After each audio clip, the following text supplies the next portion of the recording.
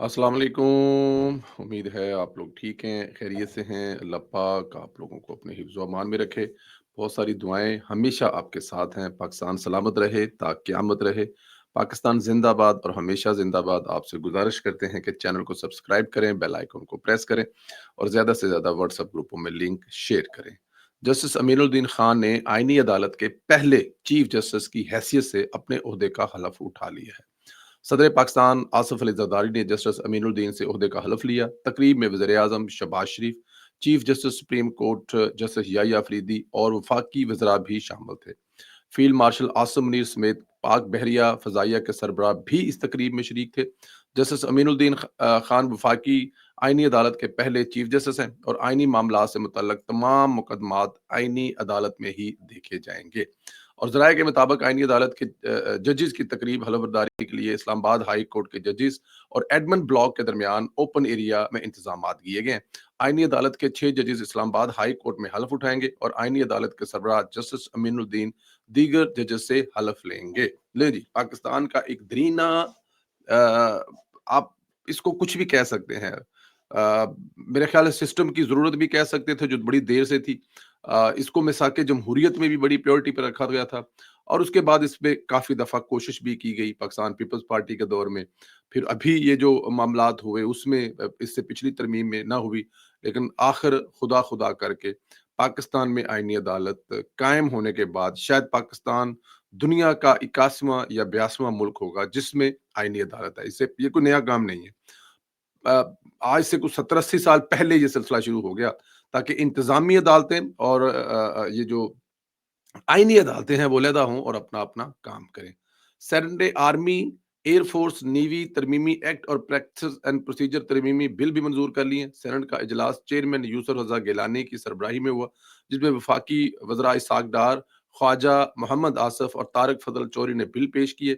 ऐवान ने Pakistan army act, air force act, Pakistan navy act और practice and procedure तरमीमी bill कसरत राय से मंजूर कर लिया। सेनेट में बिलों की मंजूरी के मौके पर पीटीआई और जेयूआई की जानिब से बिल की मुखालफत की गई है। हुमायूं महमद और कामर मुर्तज़ा ने बिल की मुखालफत करते हुए बिल को कमेटी में भेजने का मुतालबा किया। ताहम चेयरमैन सेनेट ने बिलों की मंजूरी के लिए ऐवान से राय ली, जिसके बाद ऐवान ने बिलों को कसरत राय से मंजूर कर लिया।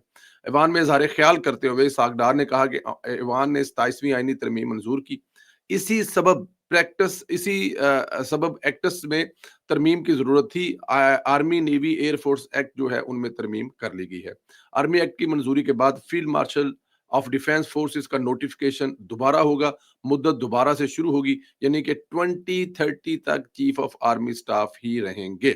अच्छा जी, ये जो 2030 तक चीफ ऑफ आर्मी स्टाफ रहेंगे, इससे किसको प्रॉब्लम हो सकता है? जी, इसे प्रॉब्लम हो सकता है पाकिस्तान तहरीक इंसाफ को। अब ये कहानी ज़रा थोड़ी-सी वापस जाके आपको बतानी पड़ेगी, तारीख है वो दुरुस्तगी के लिए, हालाँकि हमारे पाकिस्तान तहरीक इंसाफ के दोस्त ये नहीं चाहते कि ये जो तल्ख़ हकीकतें हैं माज़ी की, उनको डिस्कस किया जाए। ये कहानी शुरू होती है कि बुशरा बीबी की कुछ करप्शन की कहानियों से। बुशरा बीबी जो है वो मलक रियाज़ के साथ मिलकर और दूसरी चीज़ों के साथ, दूसरे लोगों के साथ मिलकर जिस किस्म की उन्होंने पंजाब में अन्नी डाली हुई थी और जिस किस्म की मलक रियाज़ के साथ मिलकर वो जो बहरिया वाला सारा मामला और उसके अलावा बहुत सारे मामले जो हैं, वो ज़ाहिर है डीजी आईएसआई थे तो उन तक रिपोर्टें पहुँचती थी कि जो खातून अव्वल हैं, अब वो वज़ीर-ए-आज़म को एतमाद में उन्होंने लिया हुआ है या नहीं लिया हुआ या क्या है, वो उन्होंने अन्नी पाई हुई है। तो अब डीजी आईएसआई जो है वो ज़ाहिर है उन्हें अपने वज़ीर-ए-आज़म को रिपोर्ट करनी है कि हुज़ूर शायद आपके नॉलेज में है या नहीं है, लेकिन आपको अपनी मंजी थले टाँग फेरनी चाहिए। खातून अव्वल जो हैं, वो जो पाक पतन से तशरीफ़ लाई हैं, वो जितने नुकसानात हुए हैं, ख़ावर मानिका के और लतीफ़ पाक पत्नी के, वो पूरे करने के लिए आपकी मंजी थले जो है वो बड़ा कम ख़राब होया पिया है जी।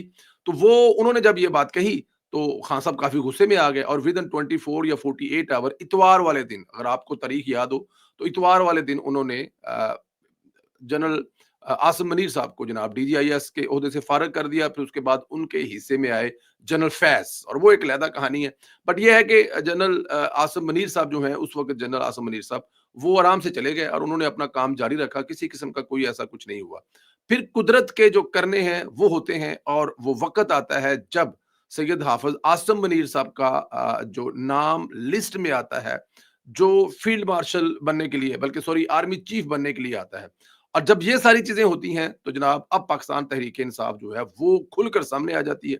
وہ اس تعیناتی کو روکنے کے لیے آخری حد تک، ہر حد تک جاتی ہے. اس حد تک جاتی ہے کہ وہ دھرنے دیتی ہے، وہ جلد سے جلوس نکلتی ہے، وہ پتہ نہیں کہاں سے کہاں تک چلی جاتی ہے.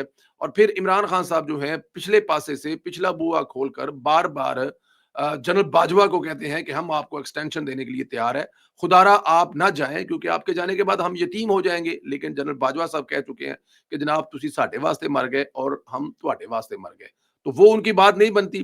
پھر جو ہے وہ اکثر جگہوں پہ عمران خان صاحب نے یہ پرویز خٹک کے ذریعے بھی پیغام بھجوایا گیا لیکن جنرل باجوہ نہیں مانے. پھر ایک پروگرام میں کامران خان کے ساتھ بیٹھ کر انہوں نے کہا کہ ابھی الیکشن سے پہلے تعیناتی نہیں ہونی چاہیے، پھر جو نئی حکومت آئے گی وہ تعیناتی کرے، ابھی چیف آف آرمی اسٹاف کو رہنے دے گا کیونکہ یہ جو حکومت ہے پی ڈی ایم کی حکومت، اس کے پاس کوئی اختیار نہیں ہے کہ یہ تعیناتی کریں چیف آف آرمی اسٹاف کی. لیکن ان تمام مشکلات کے باوجود فیلڈ مارشل سید حافظ عاصم منیر صاحب جو ہیں وہ چیف آف آرمی اسٹاف بن گئے تھے.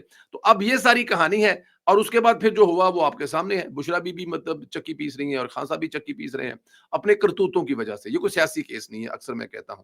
اور پھر یہ کرتے کرتے کرتے ایک بڑا پرابلم ہوتا ہے پاکستان میں، شاید امریکہ، لیکن اس وقت امریکہ سے جو فیلڈ مارشل صاحب کے تعلقات ہیں وہ بھی آپ کے سامنے ہیں، تو اس لیے ان کو کوئی مشکلات پیش نہیں ہے. تو اب 2030 تک شاید پاکستان تحریک انصاف کو یہ لگتا ہے کہ جناب ساڈی دال نہیں گلنی. یہ ہے وہ ساری کہانی جو پاکستان تحریک انصاف کو تکلیف دیتی ہے، دکھ دیتی ہے. اور اس کے بعد جو خان صاحب نے جیل سے بیٹھ کر آسم لا، ہاں جی آسم لا کا ایک رٹ لگائی ہوئی ہے، وہ آسم لا جو ہے اب 2030 تک ایکسٹینڈ ہو گیا ہے. 87 ترمیم منظور ہونے کے بعد لگتا ایسے ہے کہ پاکستان پیپلز پارٹی کا بھی کشمیر میں دا لگ جائے گا. وزیر اعظم آزاد کشمیر چودھری نوال الحق کے خلاف تحریک عدم اعتماد کے لیے پیپلز پارٹی پھر متحرک ہو گئی ہے. فوری طور پر تحریک عدم اعتماد جمع کرانے کا فیصلہ کیا ہے. پیپلز پارٹی کی اعلیٰ قیادت نے اراکین اسمبلی کی فوری مظفری باد پہنچنے کی ہدایت کی ہے. تحریک عدم اعتماد کی قرارداد پر اراکین کے دستخط کروا لیے گئے ہیں اور تحریک عدم اعتماد پر نئے قائد ایوان کا نام آخری وقت میں لکھا جائے گا. اور ذرائع کے مطابق مسلم لیگ نون قائد نے عدم اعتماد کی تحریک میں پیپلز پارٹی کا ساتھ دے گی اور تحریک عدم اعتماد آج ہی جمع کرائے جانے کا جو ہے وہ امکان ہے. مطلب دیکھو چیزاں کتنی تیزی سے بدل رہی ہیں. وزیر اعلیٰ پنجاب مریم نواز شریف نے برازیل کے شہر بیلیم میں جاری کوپ 30 کانفرنس کے موقع پر گلوبل گرین گروتھ انسٹیٹیوٹ کے ڈائریکٹر جنرل سانگ ہیوپ سے ملاقات کی. یہ ملاقات پنجاب حکومت اور جی آئی کے درمیان ماحولیاتی پائیداری، موسمیاتی مزاحمت اور سبز معاشی ترقی کے فروغ کی سمت ایک بڑا اہم پیش رفت ہے. جی آئی نے پنجاب حکومت کے ساتھ ماحولیاتی پائیداری کے مشن میں تعاون پر اتفاق کیا ہے اور پاکستان کی عالمی کاربن مارکیٹس تک رسائی بڑھنے میں مدد کرنے کا اعلان کیا ہے. جی آئی نے بتایا کہ ادارہ پنجاب کو بین الاقوامی کاربن فنانس موقع تک رسائی کی معاونت فراہم کی جائے گی. صوبائی سطح پر کاربن کریڈٹ پروگرام تشکیل دینے میں رہنمائی کرے گی. وزیر اعلیٰ پنجاب مریم نواز شریف نے جی آئی کے معاونت پر شکریہ ادا کیا اور کہا کہ ادارے کی مہارت پنجاب کے ماحولیاتی ویژن کے لیے اہم ہے. انہوں نے کہا کہ پنجاب کو پائیدار اور ماحول دوست ترقی کا ماڈل بنانا ہماری اولین ترجیح ہے. وزیر اعلیٰ پنجاب نے وفد کو پنجاب کے ماحولیاتی تبدیلیوں جو ابھی حال ہی میں اقدامات کیے اس کے بارے میں آگاہ کیا، جس میں ستھرا پنجاب، اسموگ روک تھام منصوبے، e mobility programme, plan for Pakistan مہم بھی شامل ہے. انہوں نے بتایا کہ جی آئی کی معاونت سے ان منصوبوں کو گرین فائنانسنگ اور کاربن کریڈٹ پروگرام میں تبدیل کیا جائے گا جسے عالمی سطح پر جو ہے وہ فنڈنگ کے حصول میں مدد ملے گی. یہ ہے وہ مریم نواز جو کہ نہ صرف اپنے پنجاب میں بیٹھ کر پنجاب وہ جو نا سڑکاں بنانا کام میں نون لیگ پل بنا دیے، سڑکاں بنا دیے، نون لیگ جڑی وہ ہسپتال بنا. سر نون لیگ ہر وہ کام کرتی ہے جس کام کی اس ملک کو ضرورت ہے، جس کام سے یہ ملک چلے گا، جس سے عام انسان سکھ کا سانس لے گا. اس وقت یہ جو گرین پنجاب منصوبہ ہے اس کے منصوبے مختلف چل رہے ہیں، اس سے بڑا اہم کام اور کوئی ہے ہی نہیں ہے. ایک اور بہت بڑا اعلان مریم نواز کی طرف سے، مریم نواز جو ہیں وہ حقیقی طور پر جو اوورسیز پاکستانی ہیں اور جن کی ایک بڑی تعداد پنجاب سے ہے ان کے لیے وہ مسیحا ثابت ہو رہی ہیں. 36 اضلاع میں سمندر پار پاکستانیوں کے لیے خصوصی ٹریک عدالتیں قائم کر دی گئی ہیں، نئے ایکٹ کے تحت اپیلیں آن لائن دائر کی جا سکیں گی، مقدمات 6 ماہ میں نپٹائے جائیں گے۔ دیکھیں یہ پنجاب میں ہمارا جو ملک امجد صاحب ہیں ان کی نگرانی میں جو ادارہ کام کر رہا ہے، جو اوورسیز پاکستانیوں کے لیے صبح شام کر رہا ہے، بہت سارے لوگوں کو جو ہے وہ جب ان کا واہ نہیں پڑتا تو ظاہر ہے ان کو پتہ بھی نہیں وہاں پہ ہو کیا رہا ہے، لیکن جن کا واہ پڑتا ہے وہ دیکھ سکتے ہیں کہ پنجاب میں اوورسیز پاکستانیوں کی کیسے سنی جا رہی ہے۔ لاہور ایئرپورٹ سے اترتے سیدھے وہاں پر ایک کمال کا آفس الفلا بلڈنگ کے نیچے آپ جا سکتے ہیں، ایک ون ونڈو آپ کا پاسپورٹ، آپ کا آئی ڈی کارڈ، آپ کی قبضے کی جگہ کے خلاف درخواست، آپ کے جتنے پرابلم ہیں وہیں پر سنے جائیں گے اور وہیں پر حل کرنے کے اقدامات کیے جائیں گے۔ یہ جو اوورسیز کے لیے عدالتوں کا ایک اقدام تھا میرے خیال میں، خاص طور پہ قبضہ گروپ کے خلاف، یہ ایک بالکل سمجھے قبضہ گروپ جو ہے نا وہ تو سمجھے اپنی موت آپ مار گیا۔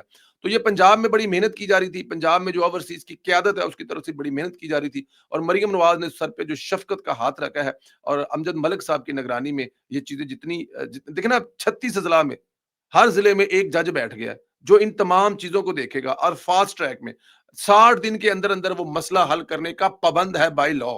اس سے زیادہ اور کیا ہو سکتا ہے؟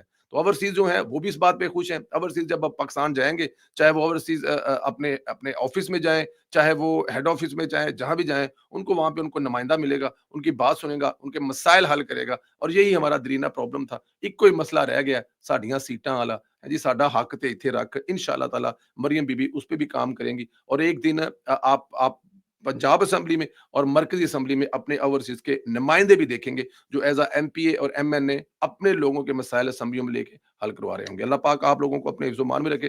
بہت ساری دعائیں ہماری آپ کے ساتھ ہیں، خوش رہیں، سلامت رہیں، اسی طرح ہنستے مسکراتے رہیں۔ اگلے بھی لوگوں میں سے پھر آپ ملاقات ہوگی۔ خدا حافظ۔